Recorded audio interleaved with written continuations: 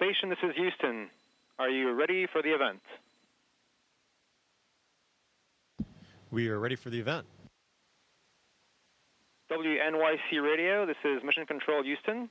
Please call station for a voice check. Station, this is WNYC Radio. How do you hear me?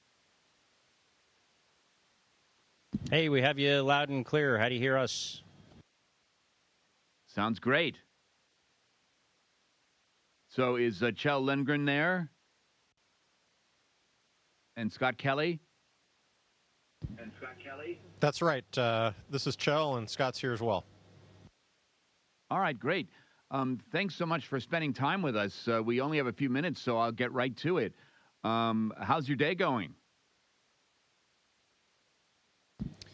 It's every day in space is it's a great day. We're busy today. We're doing a little bit of science, but mainly getting ready for the spacewalks that we have coming up next week. And what will those spacewalks entail, Scott?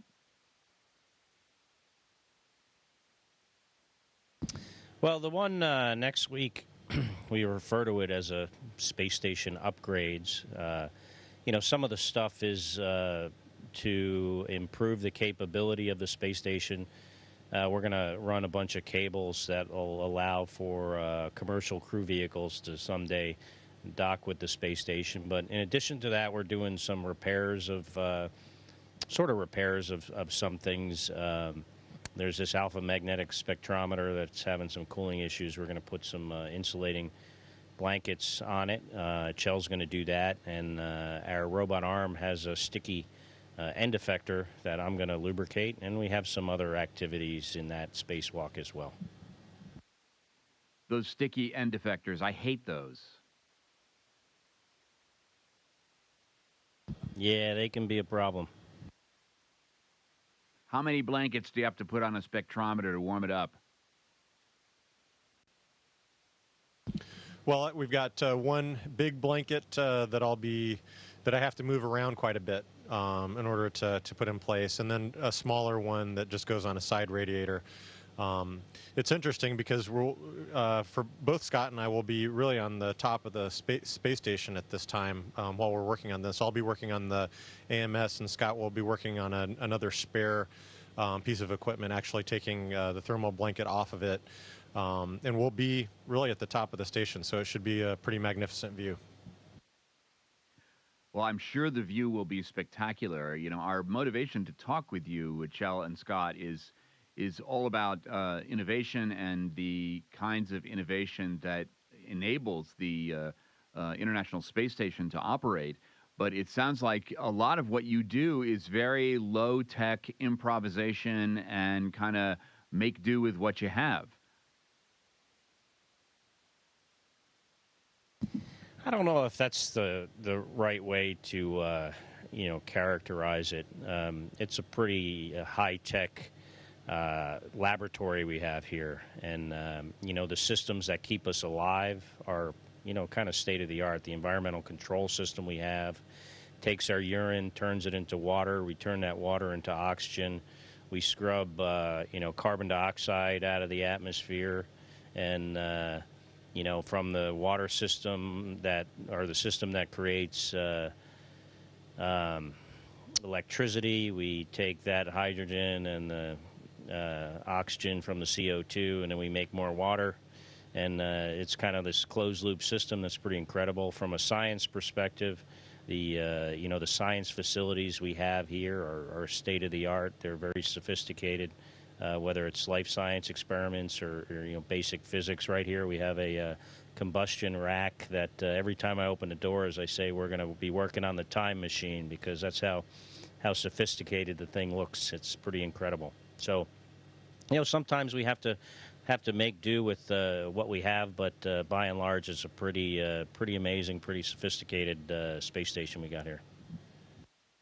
Yeah, I wasn't criticizing in any way. It just, the way you're describing your experience up there, it's very human, this combination of state-of-the-art technology and state-of-the-art ingenuity to keep systems going. That's what humans have always done, and you just happen to be doing it in space. Yeah, so certainly there's a lot of opportunity to be clever in how we keep things working, and a lot of that cleverness goes on the ground, and we just execute their brilliant plans they come up with. Maybe part of that's kind of what you're touching on a little bit. Also, the fact that the environment we live in is pretty harsh, and it's kind of a pretty basic basic things we use to survive. For instance, like we don't take showers up here, so it's kind of a tough environment in that regard to live in, which is somewhat of a contrast, I guess, to living in this kind of pristine laboratory where you don't take a shower every day. Describe the year mission, the 1 year mission, and the extent to which studying how long you can take space travel and a weightless environment is going to bear on our ability to go to places like Mars. Yeah, so our experience base, with the space station and the current capability we have to collect the type of data we need to understand the effects on this environment, on our physiology over the long term, is not that great. We have I think pretty much next week. My duration here will surpass the previous long duration for a single flight crew member, Mike Lopez Alegria. And so a trip to Mars is going to be much longer. It's going to be, maybe 6 months getting there, a long time on the surface, and then a similar amount of time coming back. So we need to better understand the effects of this environment on our physiology, on our bone mass, muscle mass, on our vision, the radiation effects on us on a genetic level.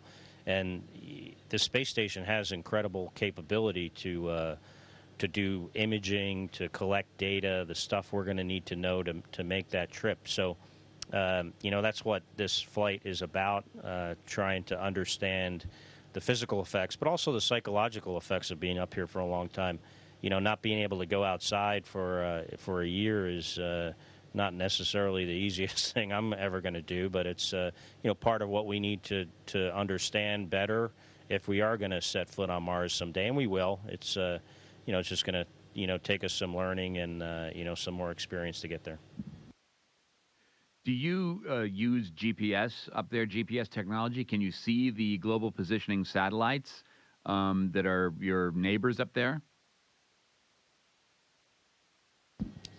Well, our attitude control system, how the space station is positioned, not only in space but over the Earth, does use GPS technology, GPS receivers. We aren't able to see those GPS satellites. Those are in a much higher orbit, and unfortunately, we don't have many great windows looking up. Most of our windows are scientific windows looking down at the Earth, so that we can study the Earth, and in the cupola we do have a little bit of a view of the limb of the Earth, but we can't see those satellites. What's the most amazing thing about the station, both of you, in a short answer? The thing that really is a testimony to humanity's ability to innovate?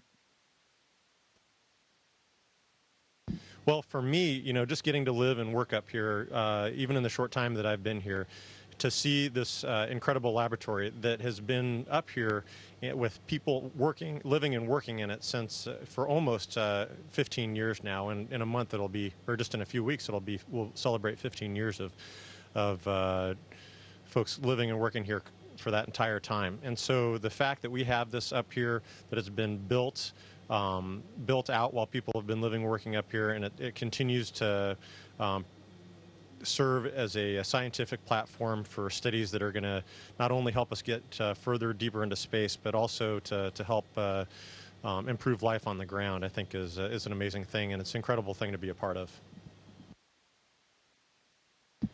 Yeah, and so for you, Scott? For me, I think it's simply that we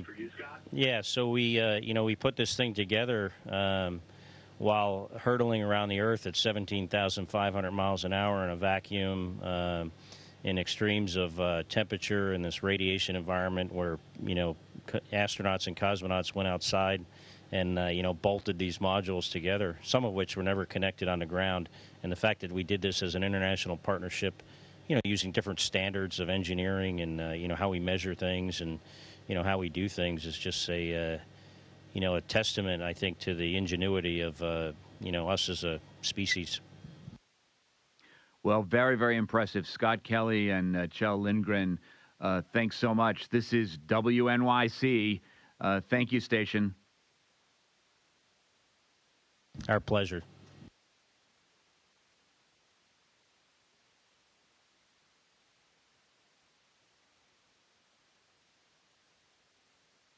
Station, this is Houston ACR. That concludes the WNYC radio portion of the event. Please stand by for a voice check from CNBC. Station, this is CNBC. Do you hear me? Yeah, we have you loud and clear. How do you hear us? Hear you fine. Thank you, station. We're ready to go. And we're joined by Commander Scott Kelly and Dr. Kjell Lindgren. Guys, great to have you with us. Commander Kelly, first of all, to you, congratulations. You recently broke the record for the most time spent in space. And you and your brother, the former astronaut Mark Kelly, have been studying the long-term impacts of humans in space. What are you finding so far? What are you concerned about longer term? Yeah, so, those studies between my brother and I look a lot at us on at a genetic level. There's also some, human performance, with regards to our cognitive abilities that we're looking at. But mostly it's on a genetic level. And between imaging that we do on board and imaging that he does by going to hospitals on the ground and samples that we collect and then send to the ground, there's a lot of analysis going on right now of the data, and, science is a very methodical process, and they'll collect all the data and then analyze it over time. So with regards to those studies, there's really not, too much that I know right now, but hopefully what we do learn will be very important for our journey to Mars. One of the challenges of going to Mars is the, radiation environment that the crew members are going to be exposed to when they get away from the Earth. It's, more than we see here. And what those effects will have on us at a genetic level with our DNA, our RNA damage that occurs. And, hopefully we'll learn some more about that and how to protect against it. Let's get the medical perspective. Dr. Lindgren, what are you looking at, and what concerns would you have? I mean, when you're taking a look at more than 300 days in space. Well, yeah, I have to agree with Scott. The International Space Station is serving as a tremendous platform for investigating a lot of these things that we need to know before we make that trip. And I think the most concerning thing to me right now is that radiation environment. We really don't see the galactic cosmic radiation that we would experience on our way to Mars, just because of the protective atmosphere and the magnetosphere that Earth provides. And so a lot of these heavy particles can cause damage, and we really need to have a better understanding of how they're going to interact with tissue and what long-term effects they're going to have, and how we can protect against that. And it may be that we just need faster engines, a faster trip to get to Mars and back. There are a lot of other physiologic changes that occur in space, but we seem to have a pretty good grasp on those, the bone loss, the muscle weakening, and cardiovascular deconditioning. We have countermeasures for those right now, but having a platform like this to make those investigations is critically important. Commander Kelly, there are so many preconceptions about space by people like us here on Earth who aren't really educated about the subject. And there are a lot of movies out there about space from which we derive those preconceptions. I'm wondering, out of all the movies out there right now, out of all the movies that have been out there, which do you think is the most realistic about space?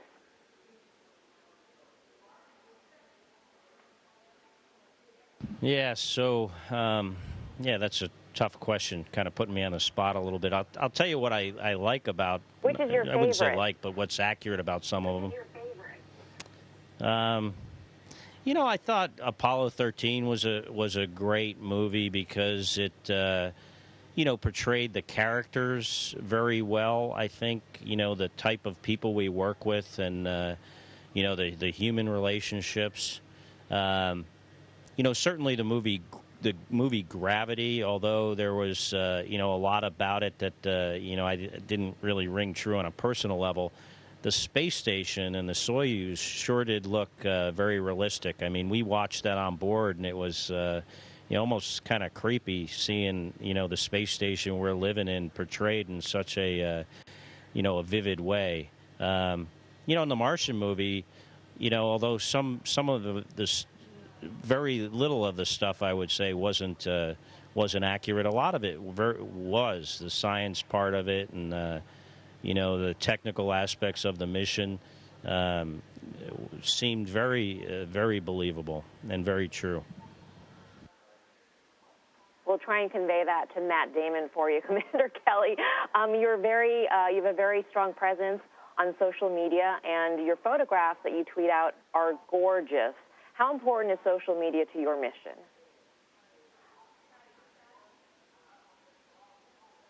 I certainly, enjoy taking the pictures and then sharing them with people. And, not only people that I know, a lot of people I know look at those pictures, and that's kind of where I'm able to share, this flight with friends and family, but also, the general public at large.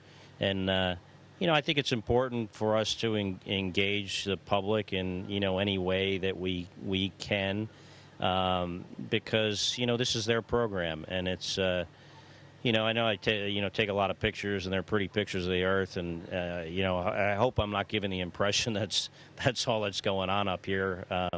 But I know people do enjoy them, so I like to do that.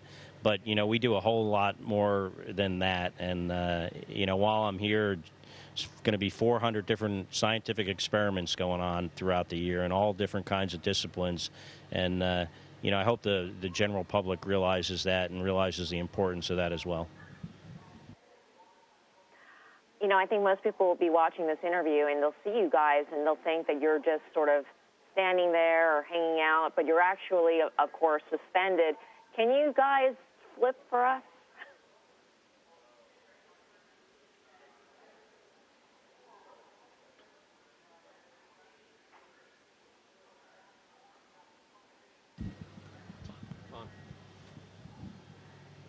Yeah, we're floating.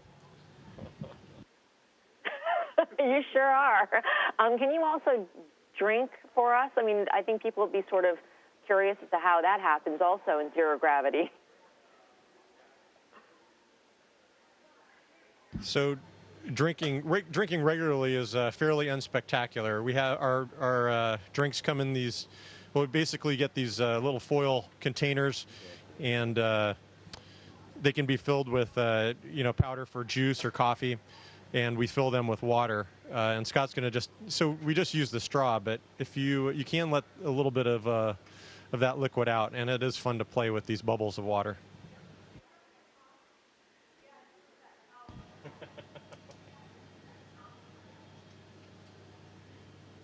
Kind of like Pac-Man. That is amazing. I thought you guys were going to have Tang in that pack. Thank you guys so much for making time for us. I know you've got a very busy schedule, Commander Kelly and Dr. Lengren. Appreciate it. Thank you for having us. It was great spending time with you.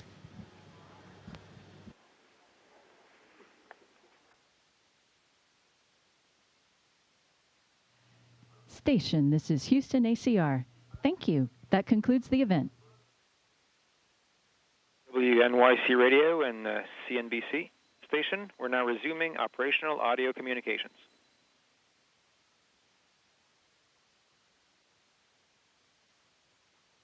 Hey, copy that, David. Hey, and so any answer to that question about that CO2 valve to removal? There's no label on those things in the back of that